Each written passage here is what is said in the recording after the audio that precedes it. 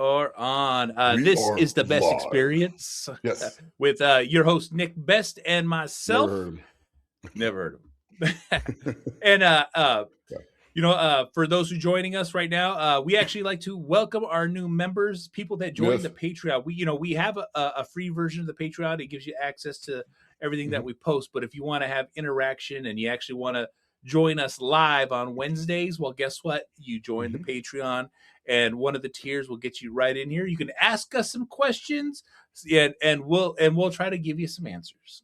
Yeah, we'll try. But so Big Wes, thank you for joining, and we appreciate it. Thank you very much. Because of you, we get to keep doing this. So thank you. Thank you. All right. So questions today. All right. So as I heard on Instagram that the staff of the Strongest Man competition said that sponsorship situation for the competition isn't as good as it used to be. I can understand that. But for me, it's similar to bodybuilding. Why do their sponsorships and prize money tend to be higher? What's the difference between the two? Why do the sponsors treat them differently? I wonder if there's ways to sustain the strongman movement and expand its audience base. Thank you so much.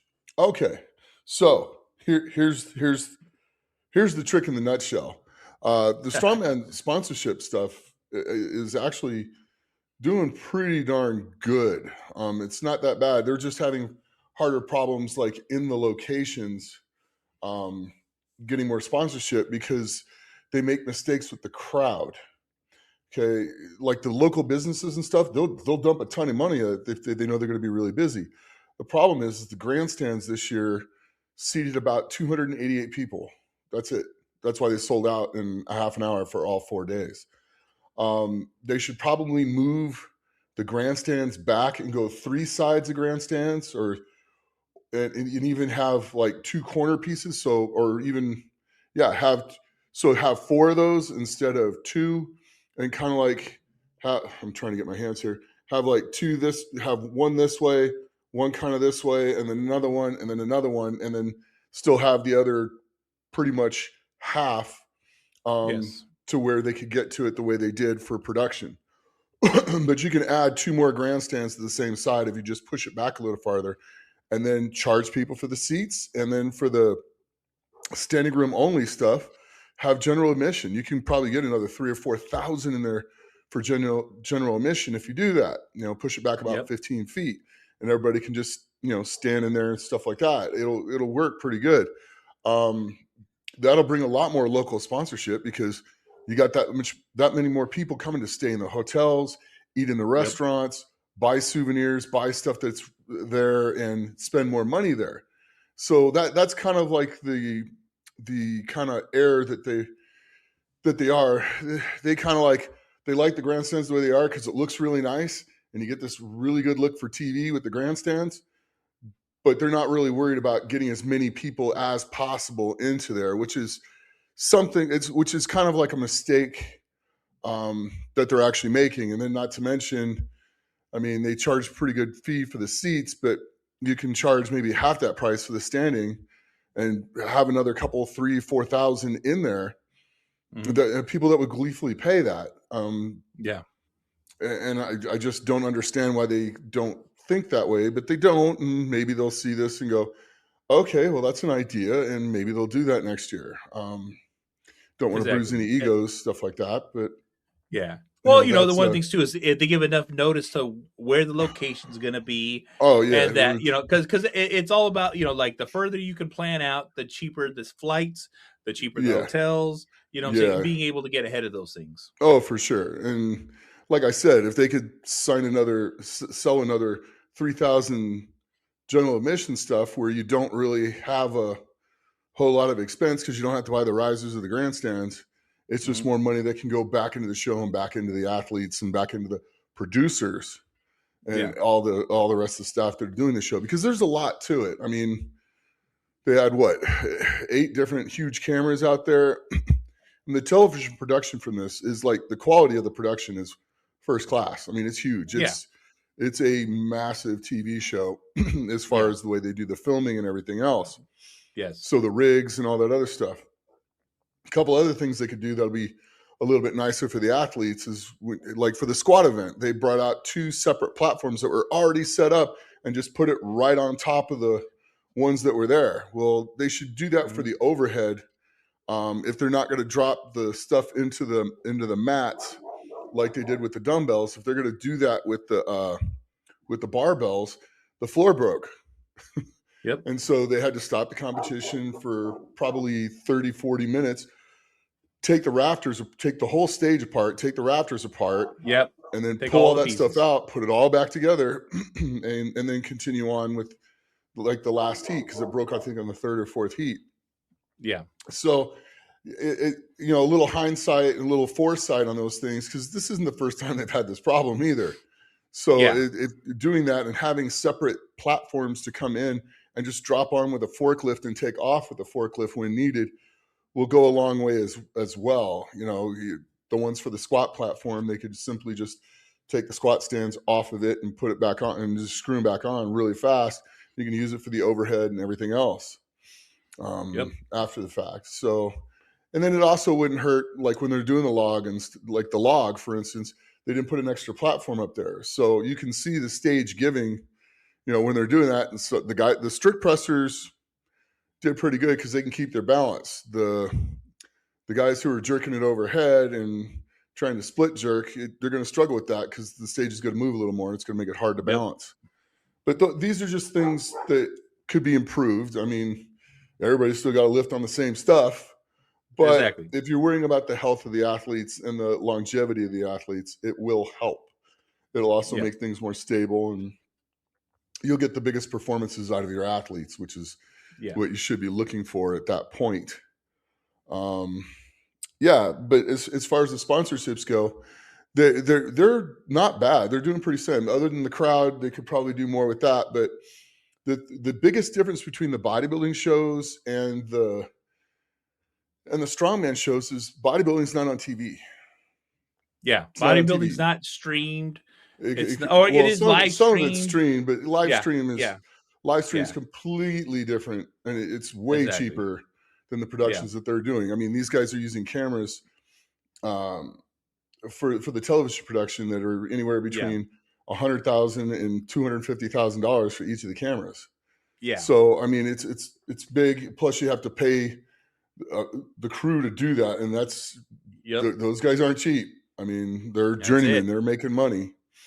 And then the producers also make quite a bit of money. The people that are running everything, there's many different heads of departments there that all get paid a good sum of money. So it takes away from what that money could be for the athletes, but it's necessary if you're going to do a TV show, and that's what World's Strongest Man is. It's a TV show that is a strongman contest, which is awesome. It's great. But like I said, the expenses are different. Like I said, you can make up some with having more seats available to get more people in there, which will give you more revenue as far as people actually coming in and paying for seats. And then it'll also do more for local areas because you're bringing, 5,000 to 10,000 people into an area instead of, 288 or 360 people into an area on top of that. I mean, you're still going to have friends and family. So you're looking at another easy 100, 150 people with coaches and everything else. But still, that's nowhere near thousands. Yeah. And like 10,000. And this is over 4 days too. So it's a consistent amount of people there for, basically a week. Yeah. So you have an extra 10,000 people there watching, over 4 days. The local economy is going to get a big boost, and people will step up and sponsor stuff like that because they want you to come to their business. There's how many miniature golf places do we count in that place? You know what I'm saying? And like quick shout out to 13. Peach's Corner. You know what I'm saying? Yeah, Peach's Corner. Love Peach's Corner. Man, if you get there, best and burger basket in town. Yeah, if you're going to go get a burger basket, that's the place to go. I mean, it's went there the last time it was here, went there again this time. It's amazing. That place is unreal. It's delicious. It's quick, and the service is just top notch. So it's pretty neat to go there. But that's kind of like the biggest difference with it is One's a TV show. It eats up a lot more of the budget, a lot more of the money. And but the sponsorship and stuff like that, the money is just as high as it is for bodybuilding. It's just there's a lot less expenses, and that money can then go to the athletes a little bit more. Exactly. Question 2, Nick, from your perspective, what felt different about this year's World's Strongest Man compared to the shows you competed in, whether it's events, athlete preparation, or how the competition played out? What's different in it? Well, I mean, the guys definitely, in most ways, get treated a lot better than we did. The food's better. The hotels are better than what we dealt with. Having your coach and family members be able to come in and watch is way better, because when I first went, you couldn't have anybody back there until like 2014. Yeah. It was the China incident that kind of got rid of that, with the producer that I think still works for the film company, but doesn't work for World's Strongest Man anymore. Yeah. That, we were very replaceable cattle to her. I just said that out loud, but that's the way we were treated.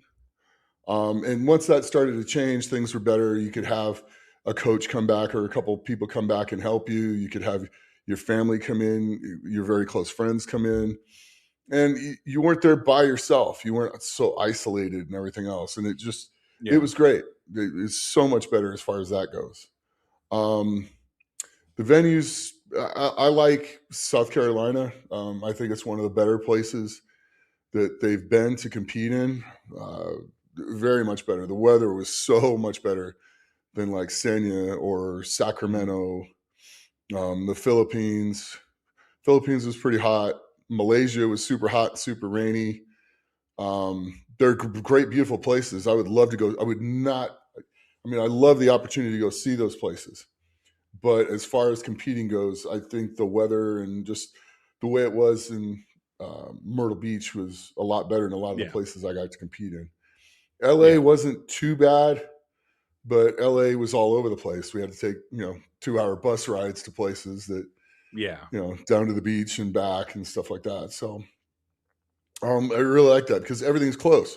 Everything's right there in one spot for them. So it's pretty neat. I like that. The cold tent, the tent that they go into with the air conditioning, where they have food and snacks and stuff like that, is way better. Couches than the ones I was, they were just starting to do those, especially after China. When I was there, they were nowhere near what they are now, or nowhere near the size or as cool as they are now. So that's pretty neat for these guys. So there's things that are definitely quite a bit better. There's a couple things that are a little bit different. I mean, none of us had coaches really back then. I mean, you could I would call Ed Cohen, bounce stuff off of him. I would bounce things off guys, but I mean, we basically all coached ourselves. So we would learn, we'd watch other guys, see what they're doing, and learn from that. We didn't have like somebody coming over going, hey, okay, now it's time to do this, and now it's time to do that, and you should be doing this, and you should be doing that. We just did it, and we did it for each other too. So a lot of us were all doing the same things, or we'd learn from each other and watch somebody do it and go, oh, okay, well, next time we'll do it that way. Yeah. So you don't see so much of that going on now. I think a lot of the coaches know how to programming, but have no idea how to compete. They've never done the show. They've never done the events. They really don't know some of the small little things that will make a massive difference. Something like tying the back of your shirt in a knot when you're getting ready to do the stones. So if you're not going to wear a belt to hold the shirt down, tie your shirt in a knot, put tacky on your belly, then put tacky on the shirt, so the shirt sticks to the belly and doesn't move, because nothing's worse than picking up the stone and pulling it up your belly and it starts to slide. Yeah. And there's all kinds of little things like that in all the lifts. Almost none of the guys wore any baby powder on the deadlifts. Don't understand that at all. Let's make something that'll help it come up our legs a little bit. Let's make it stick to our legs better. It just blew my mind. Yeah. So like I said, a lot of these guys don't know how to do the little things on competition day. And if your coach doesn't know Yeah. how to do the things on competition day, he shouldn't be coaching you there on competition day. Just my 2 cents. It's, Yeah. you know, anybody can write programming. And I mean, Yeah. these guys are the freaks of the freaks of the freaks. So pretty much nearly anything they do in training and stuff like that, most of the guys, the stuff that they're doing is not revolutionary. Yeah. You know, it's just common sense stuff that you learn over time. You know, how to get your training right, when to start backing off on your training. You know, 3 weeks out, it's the heaviest. The second 2 weeks out, you do some of the events, but you maybe only do half of them. And then a week out, you get a little bit of stuff in to where you're lifting a little bit. You maybe do some deadlift for reps with like 500 pounds for a set of 20, something that you're easy to, you know, recover from the week before, and get a little bit of other stuff and get stretching in and moving around and diet stuff and things like that. But, you know, come into that contest rested. One of the reasons why I think Reno did so well this year is he got sick 4 weeks ago. Yeah. And lost, I think, 20 kilos. And he gained 15 of them back. But guess what you can't do when you're sick? You can't train that much. So he got a lot of rest. He came into this contest and looking strong, looked fierce, looking strong. He was pushing Hooper. I mean, every event. The guy won the first 3 events. Yeah. Hooper got second. The funny thing is, Hooper either got second or tied for second in every single event. Yep. Every single event. So he won his heat. When he came in, he had a 1-point lead, because now the leader of the heats gets 10 points, 9, 8, 7, 6, 5. So the guy in 10th starts the finals with 1 point, where the guy in first starts it with 10. So you got to make up that deficit. So basically, those 3 first places got rid of that deficit, and he had a 2.5-point lead over Mitchell going into the second day. Second day, they get in the log, and I give it to Reno, man. He hit I think a 15-kilo PR on the log. Yeah, because he PR'd twice. Yeah, on the deadlift and on the log, which is deadlift. He pulled 5 deadlifts in like 30 seconds. Guy just smooth. The kid just killed it, but he was fresh. Mm-hmm. He was fresh. Let me say that again. He was fresh. He wasn't killing himself coming into it because he got sick. All the training was pretty much done at that point. You're not going to get super weak in a month. If anything, you get some rest, come back and train medium to medium heavy, and then just finish off the rest of his prep, and then showed up, and he came out like a raging bull.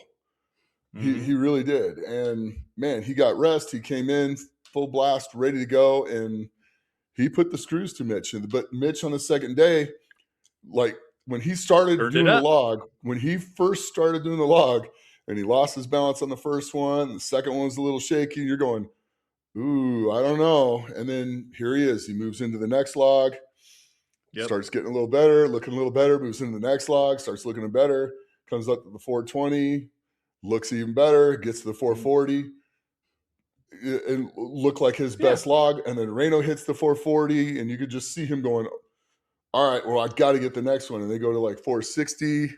Yeah. I think it was 463 or something like that. And Mitch comes in clutch and nails it. Reno misses it. And then there's only 3 guys left. Yep. You know, there's 3 guys left. And man, I tell you what, when what is it? Adrian? No. Was it Adrian? Yeah, Adrian Fus yeah. From Chechnya. God damn it, why can't I remember his last name? It's hard I'm hard on his last name. I know, so am I. But I mean, he came in and he skipped 470, which Trey came in there and pressed 470 like it was nothing. Nothing. I mean, nothing. Like best lift, which is crazy. Right there. That fucking roll. I was like, just drilled it, and it was absolutely amazing to watch. Yeah, and you know, it put him in a spot where after that, because you know, like I said, Andre, that's it, Andre, yes, yeah, Andre came out and he skipped 470, went to 480, and then so Trey's like going, okay, well, we'll go up after that. Let's see if he gets it. And he misses it. So Trey's at 480. Andre is at 463, and then so is Trey or Mitchell. Mitchell. So's Mitch Hooper. And so because of that, he picked up 1.5 points. Now there's only 1 point between him and Reno going into the stones. So all either one of them's got to do is beat the other one in the stones, and it's over. Everybody is so far behind the two of them that there was no, you didn't have to worry about anybody getting in between on the stones. Yeah. You know, all you had to do was beat the other guy, and you won the title. Yep. And, you know, and it was a pretty exciting thing because. Very exciting thing. You know, Reno and Mitch get going. Mitch is slightly faster on the first stone, kind of has a bobble with the second stone. Reno gets the second step up. Now he's a little behind, picks up the third stone, goes pretty good with the third stone, and Reno's still just a little bit ahead of him, gets to the fourth stone. Hooper picks up the fourth stone, laps it, and walks right in, gets it up on top. Reno kind of drops the fourth stone, and that's what allowed him to go up ahead of him. And it took a little time for him to get that fourth stone. They both get to the fifth stone, and Mitch, you can just tell Mitch is like, oh my gosh, he's kind of out of gas, and he gets it in his lap, and he's trying to he walks it forwards to the podium a little bit, tries to lift it up and drops it. And then the first thing he does is start looking at Reno, and Reno's getting pretty close to loading it, and he drops it. Because all Reno's got to do is load that fifth stone, because there's only one guy, which is Trey Mitchell, who loaded all the stones. At record speed. Yeah, he did it fast. He is now the king of stones. Exactly. But, Mitch tries again. It's not going. Now he stops, and he's watching Reno, and Reno tries again. He's leaning back, but he just misses it and drops it, and that was it, because he loaded 4 faster. And he loaded 4 faster than anyone else. So he got to that 4th stone pretty fast, and that was it. He won. World's strongest man 2 times now. 2026. So it was a great contest. It really was. Yeah. It was unbelievable. Probably one of the tightest endings. And the craziest thing about all that was going into the stones, there was 6 guys still in fight for the podium, for that 3rd spot on the podium. Let me say that again. There were 6 of the 10 competitors, and 1 was out. And 2 were in 1st and 2nd that weren't going to be removed from that. Yeah. So there's only 1 guy that was still in the competition that didn't have a shot at getting 3rd. And when Trey went up there and loaded all 5 of those stones, he put an exclamation point on it going, I'm on the podium, guys. And he broke his 4th place position from all the times that he's podium. Because he keeps podium in 4th. So he's finally got to the 3rd. That's it. Yeah, I think a couple simple mistakes with not reading some of the rules, like on the deadlift, stuff which like I that. didn't even know either. Yeah. Cost Trey a little bit. I think if Trey ever gets some suit bottoms, not even necessarily puts on a suit, but gets some suit bottoms and then goes outside and starts pulling in the heat, out in the elements when he's, getting ready for Worlds, I think that'll make a massive difference for him. I really do. I think it'll make a huge difference for him if he goes outside and starts doing that. And then just get a little faster with the medley. I think the medley cost him a few points, and truck pull wasn't bad. Yeah. Truck pull wasn't bad, but the medley and then flipping that bar over was just weird, because I think he conked himself in the head. I think 3 people hit themselves in the head with that box flip, which it put Austin had to withdraw. Out. Yeah. Which he had to withdraw. The second time it hit him in the head, it gave him a concussion, because it hit him pretty hard. It jammed his neck, and then we talked about that all. Yeah. Kept talking about it. I don't know about this thing. Kind of a bad idea, because if anybody drops it or anything goes wrong, that's right at the height where it's going to hit somebody in the head. And it hit 3 guys in the head. It only gave Austin a concussion, though. Yeah. So when he went out and pulled the deadlifts, he pulled the first one, And then Austin should have been pulling 4 or 5 with that. Yeah. He's got Easily. that kind of power in his back. Exactly. And for him to get hit in the head like that, he pulled the first one. The second one, he got about 3/4 of the way up and got dizzy and came down. And then he tried another one, got dizzy and fell over the top of the bar. Yeah. So that was that. They got him out of there, and they took him in the tent and checked. And sure enough, he had a concussion. And I mean, the guys in the athlete tent, which is kind of dark, with sunglasses on. He was that light sensitive. So it's just the same. He was put in that position, but it's it just, you got to compete on the day. You know what I'm saying? Yeah. But it was smart because you can fix your body. There's so many things you can fix on your body when things go wrong. Yep. There's not a whole lot they can do to fix your brain. So it was just kind of like, hey, bud, if you're smart, just let this one go. You can come back here. He's young. He's got probably 10 or 15 more of these that he'll have the ability to get to if he wants it. And be able to get to that podium. Yeah. Getting brain damage or getting a bad brain bleed after you got a concussion is not a great idea. So hats off to him for being smart about it and everything else, because he was looking good. He probably would have did a lot of damage on that log too.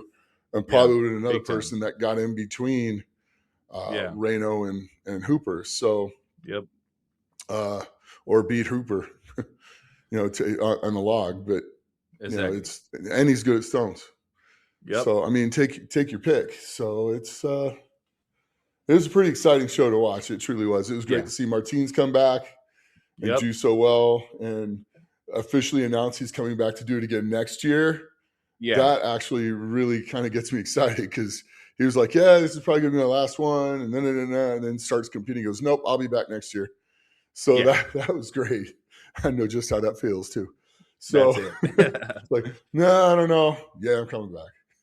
So that was pretty darn exciting. It really was, just all the way around. Yeah. I mean, there were so many. Nick Gordione making the finals and then going out there and giving it everything he had in the finals. That was so awesome. I'm so proud of that guy. We had the Texas boys, you know what I'm saying? Yeah, all three of them. Yep. You know what I'm saying? It was a big thing right there. You know what I'm saying? Mm-hmm. And we didn't have anybody from England. No, nobody from England. This is probably the first time in the finals. There's literally been no one from England. So that was kind of a surprise. I'm sure that will be altered next year. But I mean, Adam probably could have made it, but he tore up his hands really bad. Exactly. And backed out and gave somebody else a chance. Yeah. Because Adam's a great deadlifter. I mean, Adam's strong. So for him to do that was kind of interesting. But I'm the English guys will be back next year. I'm sure of that. Oh yeah. Yeah, without a doubt in my mind. They won't take that line down. Yeah, at all. But yeah, Eddie Williams was just having a great World's Strongest Man. He really was. Yeah, he's probably one of the kindest guys you'll ever see. He really is. He's a very nice, humble guy. And you actually got to help him out during a lot of the events this year too. Yeah, that was really fun for me. Is between helping Mitch and helping him and helping Trey and even Evan. Even though Evan didn't make the finals, I think Evan just needs to kind of reevaluate how he competes on game day. Yes. If he ever does that, which means he's going to have to reevaluate how he trains as well and does things under control with focus, and a completely different thing. Quit trying to. I mean, we watched that Hulk Hogan documentary. And I mean, we definitely did watch all 5 episodes. Yeah. If he gets to where he comes in focused and does the stuff after the event, not before the event, there's no limit to Evan's strength. There's really not. It's all Evan the mental. Has it? Yeah. He's got it in spades. He really does. Yeah. There was nothing in this final that Evan would not do well. Exactly. Nothing. So, but he's just got to understand there's little things you got to keep track of, and there's little things you got to do, which Nico and him knew what they were, and it looks like by the time he left, he was kind of realizing a lot of that stuff, and Exactly. I think they're going to go back, and I think he'll come out and have a very successful year. I agree. But Also too, it's going to give him an opportunity to heal that pec even more. You know what I'm saying? And really dial back in, because like I said, I could always see it in Evan, but it's just like, man, you don't got to go out there and be flashy. You know what I'm saying? The crowd's still here. Yeah, they're going to be there whether it's flashy or not. They just want to see him go. The character can come out when the event's over. Exactly. They want to see the performance on the field. You come out and smoke everybody in something. Yeah. You don't need to get fired up before it and carry on before it. And you can like let it go afterwards, but not too much, because you need to save stuff for the next event. Exactly. But I think he has got so much untapped potential. I really do. Yeah. And guess what? We're not the only ones that see it. Oh no, not at all. Yeah. Not in the slightest. Yeah. Exactly. Actually, I wanted to cover the last qualifier heat event, actually, because it was different than the years before. Because we've had conversations where Strongman's a strategic game, and they took a little bit of the strategic out for those last points for the last event.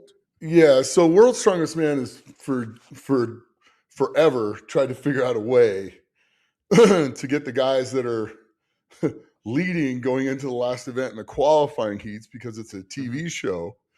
Yeah. To get the guys to go all out, because they just shut it down. Why am I gonna go kill myself in this last event when there's nothing I can do to lose the spot? Yeah, I got to go out, pick something up, get 1 point, and I'm good. I can just hands off and not have to go really hard.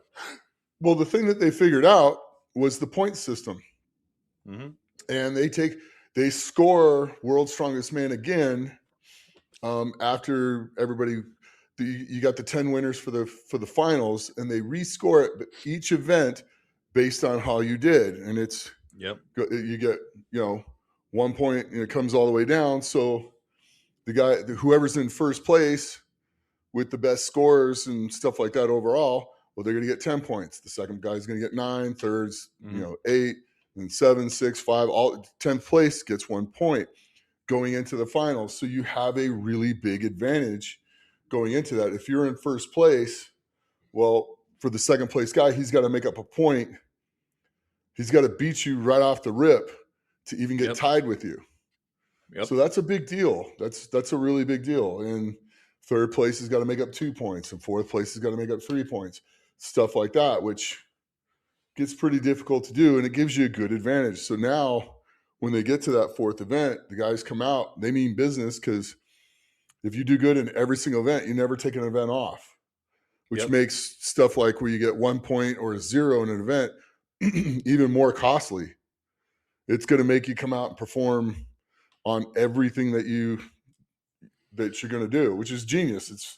It's great that they finally figured that out, instead of destroying these guys on the stone over bar, because half your top 5 was so shot from doing 13 reps on a stone over bar after doing the whole contest, and all of a sudden they got either one day or the next day they got to turn around and start the finals, and their back after that is just gone. There's nothing left. You just guaranteed those bottom 5 guys, 6th through 10th, are not even going to – they might not even podium. I think there's only one guy that's in the stone over bar, one guy that managed to do that actually made the podium. So, so there's that. So I'm very excited to see them change that and come up with a much better thing for the athletes as far as that goes.